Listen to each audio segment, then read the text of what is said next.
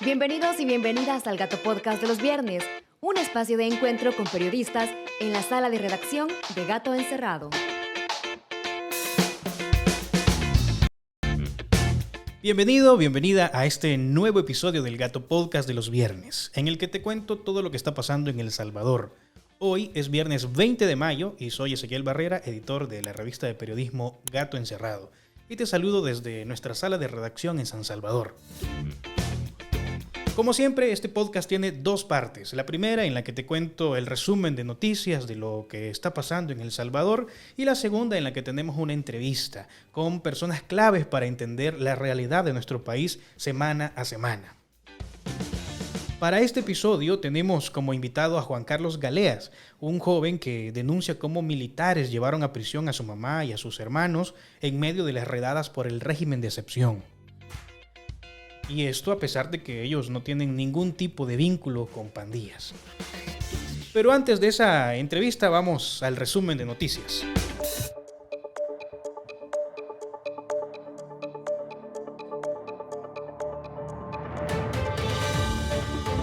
Esta semana en lo más destacado tenemos los audios que el periódico El Faro publicó y en los que se revelan dos cosas. La primera es que el gobierno de Nayib Bukele pactó con pandillas y la segunda es que esas negociaciones ya finalizaron y como consecuencia ocurrió la masacre del último fin de semana de marzo en la que fueron asesinadas 87 personas en distintos puntos del país. En los audios se escucha a Carlos Marroquín, quien es el director de reconstrucción del tejido social, intentando detener la masacre de ese último fin de semana de marzo, y en el que además confiesa que fue él mismo quien llevó en persona al viejo, es decir, al Kruk, uno de los líderes de la Mara Salvatrucha, que son además pedidos por la justicia de Estados Unidos. En esos audios se menciona que fue Carlos Marroquín quien llevó de El Salvador a sacarlo de la cárcel hasta Guatemala, como muestra de que está comprometido con el proceso de pacto o negociación con las pandillas y el gobierno. Quiero que escuchemos parte de los audios que el periódico El Faro publicó esta semana, en los que habla precisamente de eso. Saqué de adentro, brother, en una forma de ayudarles a todos y de demostrarles mi lealtad y confianza. Pues yo mismo lo fui a traer allá y yo mismo lo fui a Guatemala.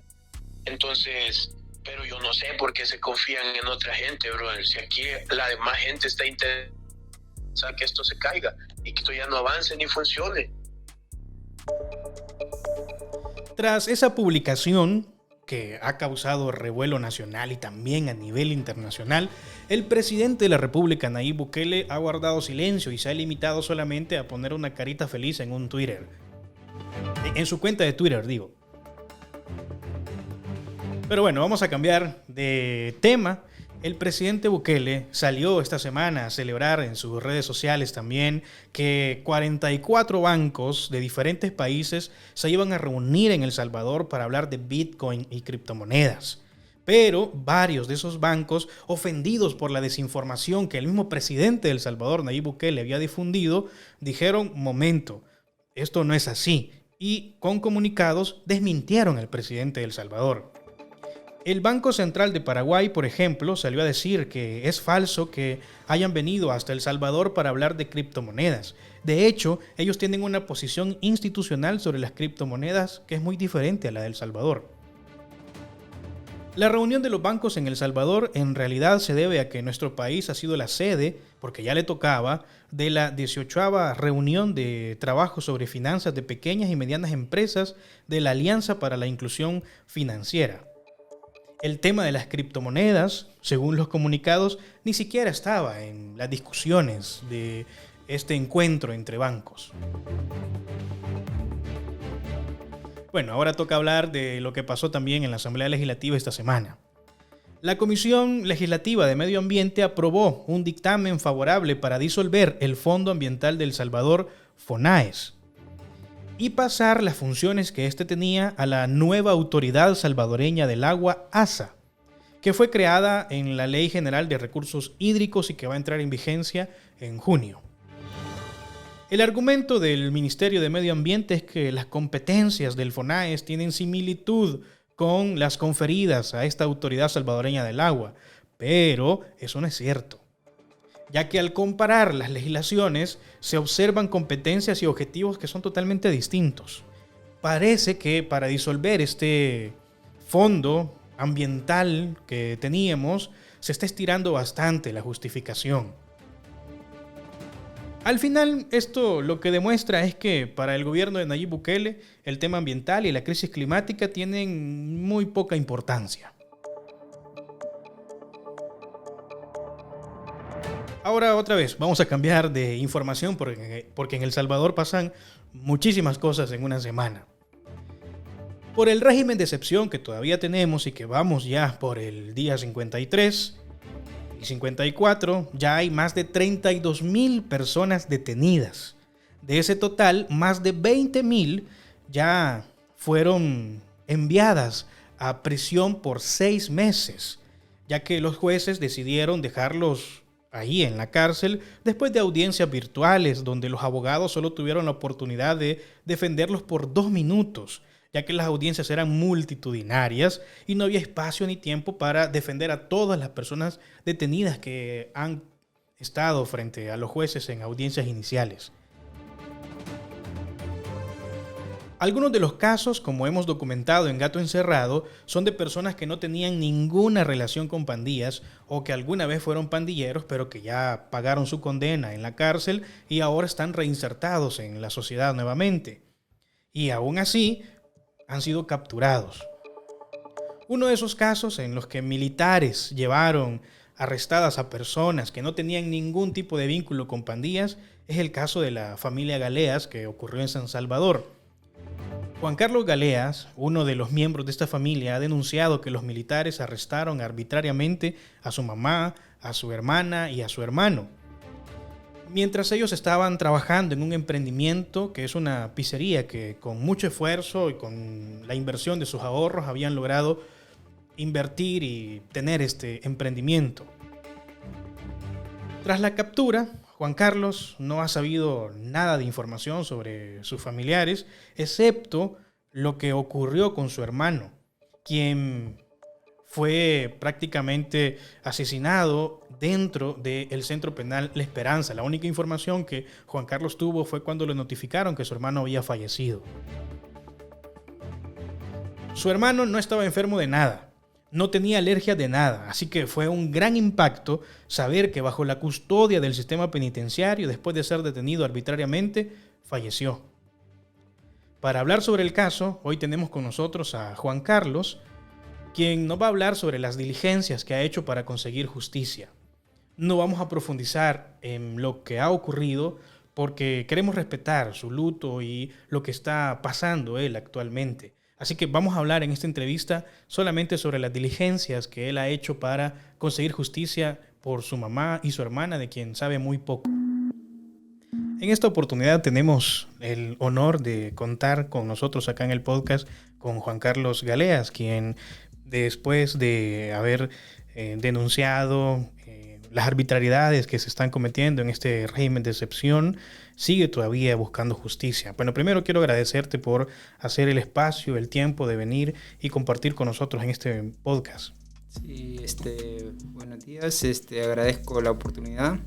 En este momento quiero ser la voz de muchos casos que se están realizando a nivel nacional, entonces tanto contar un poco de la situación que se vive, tanto en las instituciones como en el proceso.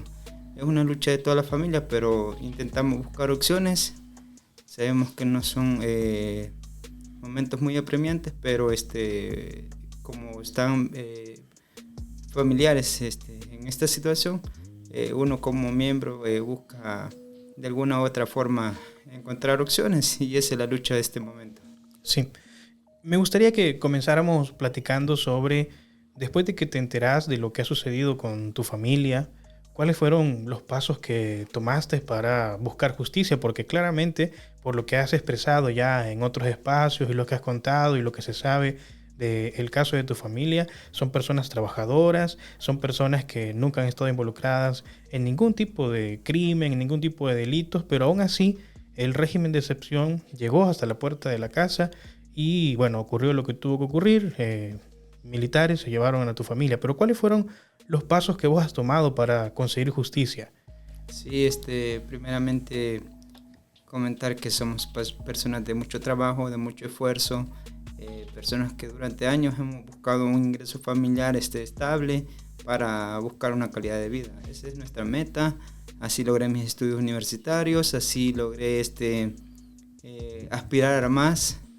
Entonces el emprendimiento siempre fue un arte de la familia, siempre vimos que invertir algo significa tener doble ingreso, entonces ese fue como la filosofía siempre que hemos seguido familiarmente, y obviamente el esfuerzo de cada uno de mis hermanos en equipo hemos logrado el objetivo.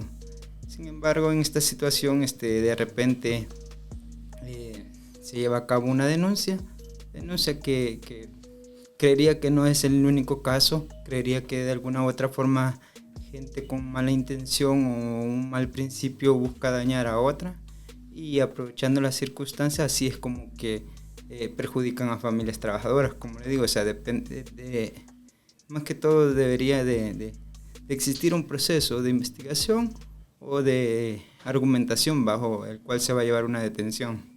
O sea que lo que ocurrió en este caso, según lo que has logrado determinar, es que por una denuncia y sin ningún tipo de investigación llegaron y se llevaron a tu familia. Sí, exacto, porque si hubiera visto una investigación, creo que esto no se hubiera ocurrido.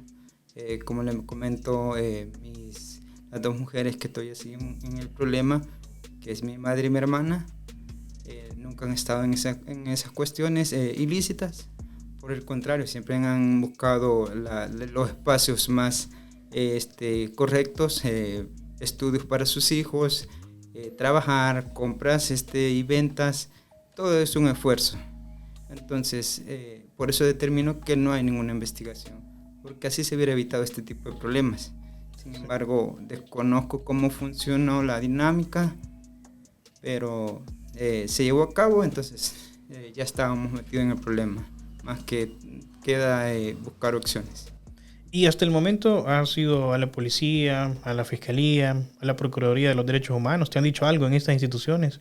Sí, como les comento, son muchas situaciones, son muchas familias.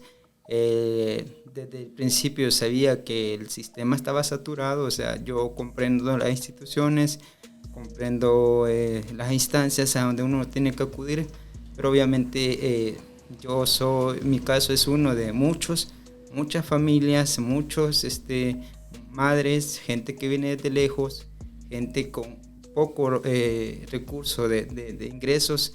Entonces esto obviamente la dinámica familiar la afecta. Entonces, como le comento, mi caso es uno de muchos. Obviamente eran 3 miembros familiares, y en otro caso creo que hay muchos casos, pero obviamente mi caso tiene un poco de voz de parte mía. Sin embargo, quiero hablar por esas muchas familias que nadie comenta, gente que no sabe en qué instancias acudir, gente que no les alcanza mucho el ingreso para poder moverse. Apenas lo que logran hacer es llevar los kits de higiene a los centros penitenciarios donde tienen sus familiares. Entonces es una situación algo complicada. Yo puedo acudir a una instancia, pero obviamente hay que hacer fila, hay que esperar turno. Como le digo, es mucha demanda para muy poca capacidad para poder atender. Yo entiendo las instancias, pero obviamente hay que reforzar. Yo creería que aún ahorita con el problema ya se tuvo que haber reforzado algunas instancias y bueno, fortalecer. Sí, pero hasta el momento a ti no te han dicho nada, no te han dicho que te van a resolver o que al menos van a investigar qué pasó en el caso de tu familia. Vaya, es una cuestión así, por decirles, cualquier persona que llega a la Procuraduría, de entrada se le puede decir a uno, el proceso es de tantos días, usted tiene que comenzar a buscar los arraigos, le dicen a uno, y bueno, toda la familia no le queda más que otra opción, o sea, busca esa documentación. En algunos casos hay gente que tiene ingreso, pero es informal, o sea, pero es ingreso, es trabajo. Sin embargo, para esta coyuntura que se vive, obviamente es más complicado, es un escenario más difícil de abogar. Pero aún así existe trabajo informal, existe ingreso informal, pero existe. Sin embargo, obviamente, en mi caso, tenemos una pizzería, tenemos la legalización, presentamos ingresos, gastos, declaramos al fisco. Y bueno, es un proyecto pequeño, pero se ha ido formalizando con el tiempo. Qué bien que desde hace unos años con mi hermana, porque mi hermana es apoderada también del negocio, decidimos legalizarlo. Si no, en este punto creo que sería hasta más informal todavía. Sin embargo, tomamos esa decisión y bueno, ahí está. Entonces, y toda esa información de que el negocio está legalizado, de que todo está, digamos, trabajando legalmente, toda esa información la has presentado y todavía no he tenido respuesta. Sí, exacto. Como les comento, se recibe la información, están recibiendo la información, no lo voy a negar, pero desconozco, no se le da mucha información a la gente, eso sí, no sabría decir con seguridad que exactamente cómo trabajan las instituciones, pero a simple vista es una audiencia inicial. Sin embargo, se ve que es como una presentación, no es una audiencia lo más formal posible. Entonces creo que desde ahí ya no se le da la oportunidad a la persona de comprobar su inocencia, sino que es como la corriente lo va jalando a uno y obviamente así se van haciendo muchos casos. Ya. Y vos decís que también hablas un poco por los casos de otras personas. En la medida en que has andado buscando información y también intentando conseguir algo de justicia, ¿te has enterado de que hay más casos? Y tal vez nos puedes comentar de alguno en donde, porque las instituciones dicen estamos capturando pandilleros y estamos en una guerra contra pandillas, pero por tu caso y por tu experiencia has encontrado que hay más familias así que no tienen nada que ver con pandillas y que están pasando por lo mismo. Sí, no lo puedo decir exactamente como un estudio en base a argumentos, pero sí se ven muchos casos, mucha familia. Comentan que iban a la iglesia sus hijos, a veces son 2 hijos, a veces es el padre y 2 hijos, entonces hay más casos similares a los míos. Se puede decir que todas estas personas no han buscado o quizás no han puesto su denuncia, pero existen los casos. Por ejemplo, las organizaciones toman un porcentaje de casos denunciados. Yo creería que el margen es más grande. Como le digo, hay mucha gente que no sabe a dónde acudir, no sabe, se siente más desprotegida de lo normal. Entonces, creería que si no se hace una investigación, si no se va a los centros penitenciarios de la gente que está ahí esperando alguna opción o pidiendo información, ahí están los verdaderos casos. O sea, para saber cuántas familias son, se tendría que ir, ver ahí, porque la gente no va a tener recursos para moverse, no va a saber a qué institución acudir. ¿Y en tu caso te han apoyado organizaciones de sociedad civil? Sí, gracias a Dios con la denuncia que hice por las redes, mucha gente me ha apoyado, no lo voy a negar, ha sido un golpe fuerte familiarmente, pero sí, ahorita todavía no tengo resultados que quiero, pero sí vamos buscando opciones. Obviamente comprendo la situación en la que se vive, comprendo las leyes que están vigentes. Entonces, como les comento, hay muchos casos. Creo que el problema cada vez se va haciendo más grande y de no atenderse va a ser tanto perjudicial para la sociedad, para las víctimas, para mucha gente inocente, como para costos políticos de los funcionarios. Sí. Por la situación que has estado viviendo, ¿cómo ha quedado el negocio? ¿El negocio está cerrado o sigue funcionando de forma más poco en comparación a cómo funcionaba antes con toda tu familia trabajando, pero que ahora ya no están? Sí, exacto. Como les comento, la pizzería desde sus inicios tenía buena calidad de producto. Eso nos permitió ingresar a muchas familias con nuestro producto y esa demanda fue creciendo. Con el tiempo mi hermana aprendió a hacer las pizzas, yo comencé a distribuirlas, después mi otro hermano comenzó a distribuirlas y bueno, así comenzó a agarrar un poco. Ahorita en la fase que se mantenía el negocio era que ya habíamos tenido ayuda externa, o sea, ya traíamos chicos que nos ayudaran, porque obviamente nosotros también tenemos que estar pendientes de nuestra familia, o sea, de mis sobrinos. En este caso mi hermana tiene su hija, tiene su familia, entonces hay que estar también pendiente, pues. Y ese es uno de los beneficios del emprendimiento, que te da un poco de espacio familiar. Entonces así ya era más estable. Ya nos habíamos trasladado a un local pequeñito, que falta mucha inversión, pero ya estaba más o menos estable. Entonces, sin embargo, se da esta situación, no la esperábamos, pero sí se ha visto un poco perjudicada, porque obviamente nosotros somos como que los más fuertes en elaborar, de verificar que todo vaya bien.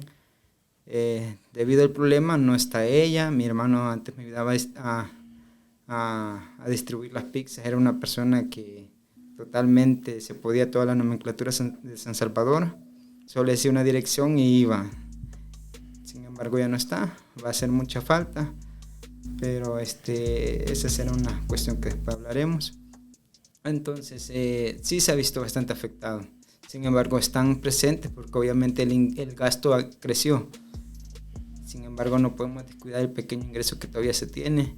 Y bueno, esperamos muy pronto estabilizarnos y volver a la dinámica, porque obviamente todavía hay mucho que rescatar de nuestra familia, hay muchos niños, entonces ese es siempre el objetivo, progresar, esforzarnos y mantener siempre el ingreso que se pueda, porque obviamente el problema ya está y la idea es salir del problema.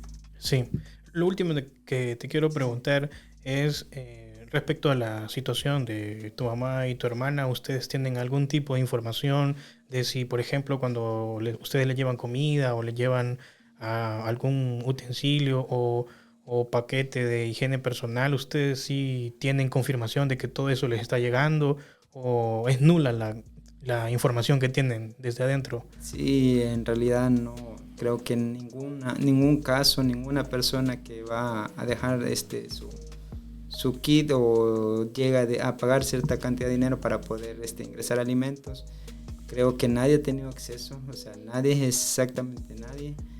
De entrada los oficiales dicen que no están dando información más que el número de celda, o si la gente pregunta si ahí está su familiar, porque obviamente a veces los traslados o el proceso se lleva tan rápido, porque obviamente viene más gente detrás con capturas que se hacen y todo. Entonces hasta ahí es la información que se logra tener. De ahí no se sabe si esos kits ingresan, si esos kits llegan hasta ellos. Exacto, no se sabe. Sin embargo es la única esperanza que uno como familiar tiene, para que el golpe ya está. Sin embargo el golpe para que el familiar que está dentro no sea tan duro, por lo menos tenga lo más básico. En el caso de las mujeres, ¿verdad?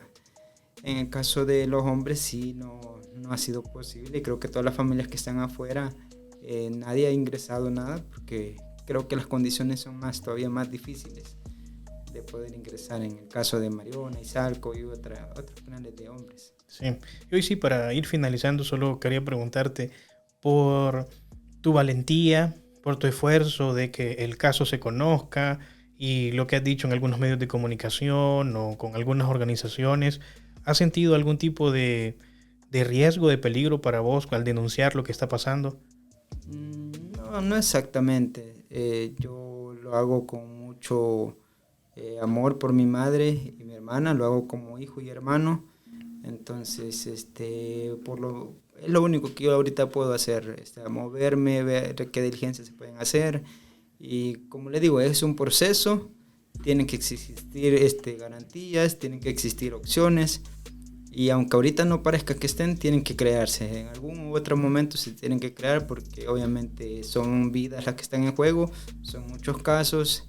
Es un problema que se está creando y de no abordarse, o sea, cada vez va a ser peor. Entonces, como le comento, es una cuestión de ver las instancias, de fortalecer, de crear mecanismos para que la gente, o sea, no voy a dejar de lado que afuera hay un problema de violencia.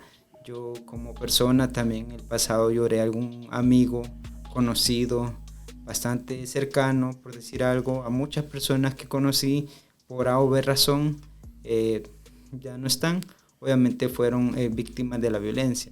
No lo voy a negar que ese problema ha existido por muchos años, somos décadas las que hemos sufrido. Yo como joven a veces no podía asistir a algún lado porque obviamente eso era una implicación difícil, igual que el riesgo, ¿verdad? Sin embargo, en este caso lo que buscamos es demostrar, porque obviamente, como le comento, pueden existir muchos casos como el mío, muchas denuncias falsas o muchos errores de proceso donde no hay una investigación previa. Entonces, mucha gente necesita que se haga la verdad, en el sentido de que pueden demostrar su inocencia y que no tienen nada que ver con el problema. Sí. Bueno, yo te agradezco muchísimo por haber apartado este tiempo para estar con nosotros, porque entiendo que tenés muchas obligaciones para que el negocio siga adelante, pero también de seguir buscando justicia. Así que exacto, yo te agradezco muchísimo por haber venido y participar en este podcast. Sí, muchas gracias a todo el público. Gracias por llegar hasta el final de este podcast. Si podés, ayudarnos a compartirlo con tus amigos, con tus familiares, para que todos sepan lo que está ocurriendo en El Salvador semana con semana. Si estás viendo el podcast a través de YouTube, te invitamos a que te suscribas y así estés pendiente todos los viernes de un nuevo episodio. Nos escuchamos y nos vemos el próximo viernes.